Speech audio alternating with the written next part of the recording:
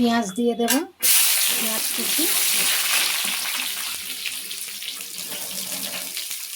এটা ভাজা ভাজা হয়ে গেলে আর মশলাগুলো দেবো। পেঁয়াজটা ভাজা ভাজা হয়ে গেছে, এবার হচ্ছে আদা দিয়ে দেবো। এবার টমেটোটা তুলে দেবো।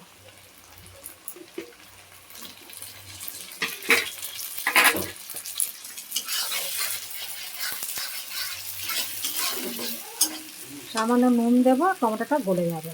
হলুদ, জিরে, লঙ্কা, নুন দিয়ে দিলাম, দিয়ে সামান্য জল দিয়ে ভালো করে কষবো।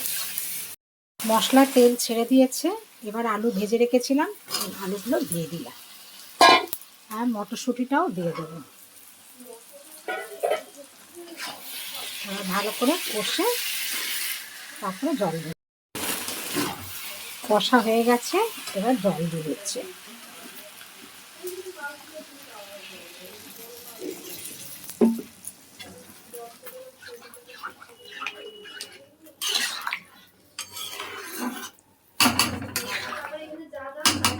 এবার ঢাকা দিয়ে দেব।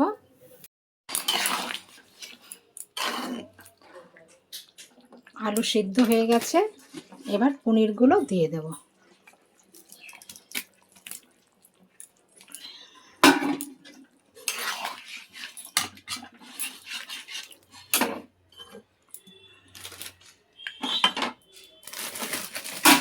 আবার ঢাকা দিয়ে গরম মশলা দিয়ে দিয়েছি।